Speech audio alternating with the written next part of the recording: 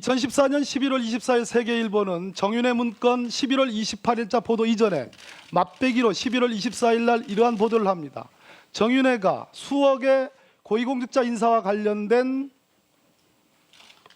수억의 수수 의혹이 있다, 이런 보도를 했습니다. 맞죠? 예, 맞습니다. 네.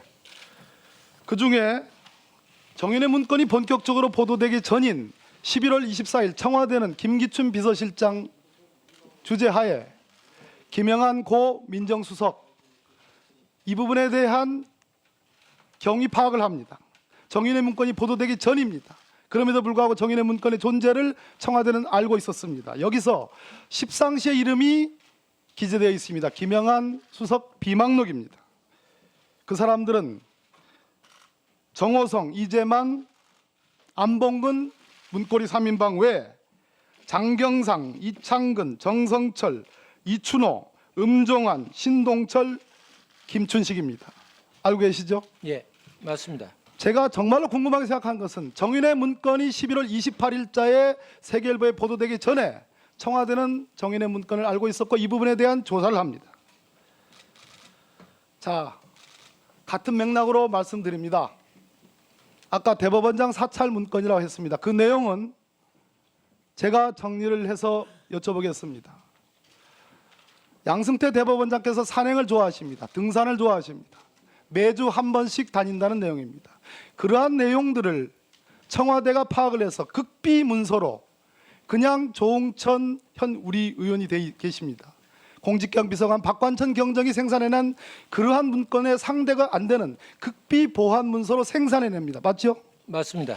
양승태 대법원장이 누구와 어떻게 어떤 방식으로 산행을 매주 다닌다는 그런 문건입니다. 맞습니까? 맞습니다. 이것을 우리 조한규 증인은 국기문란 행위라고 했습니다. 맞습니까? 맞습니다. 삼권 분립을 침해하는 행위라고 했습니다. 맞습니까? 맞습니다. 헌정 질서를 유린하는 행위라고 했습니다. 맞습니까? 예, 또 하나 최성준 당시 춘천지방법원장이 대법관으로 승진하기 위해서 대법관으로 임명되기 위해서 운동을 한 그러한 내용이 적혀 있는 문건도 갖고 있다고 했습니다. 맞습니까? 맞습니다. 가지고 이 있습니다. 문건은 대법원장 사찰 문건과 별개의 문건입니다. 맞습니까? 맞습니다.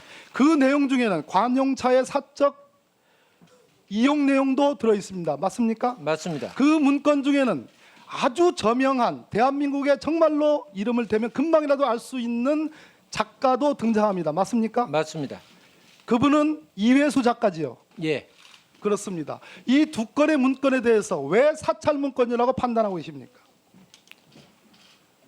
일상생활에 대한, 그러니까 양승태 대법원장이 등산하는 내용을 짤막하게 말씀. 예, 일상생활을 대외비로 보고하는 것은 상시적으로 대법원장을 사찰하고 있다는 명백한 증거라고 보기 때문입니다. 제가 붙여도 되겠습니까? 덧붙여서? 예, 적어도 본 의원은 노무현 대통령 당시 초대 민정 2비서관을 했고 법무비서관을 했습니다.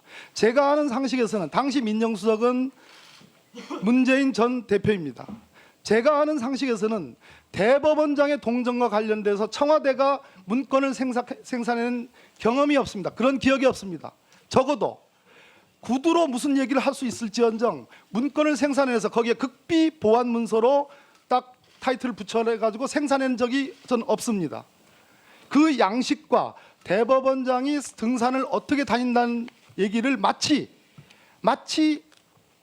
귀동량에서 자랑스럽게 폭로하듯이 그 문건은 만들어져 있습니다. 맞습니까? 맞습니다. 그렇기 때문에 사찰 문건으로 보는 것이죠. 그렇습니다. 이 문건이 생산된 시점은 언제입니까? 그때 2014년 1월 6일 날 같이 보고된 것으로 알고 그렇습니다. 전체적으로 100여 건의 문건이 BH에서 청와대 문건이 송두리째 유출됐습니다. 세계일보에 4차례에 걸쳐서 유출됐죠.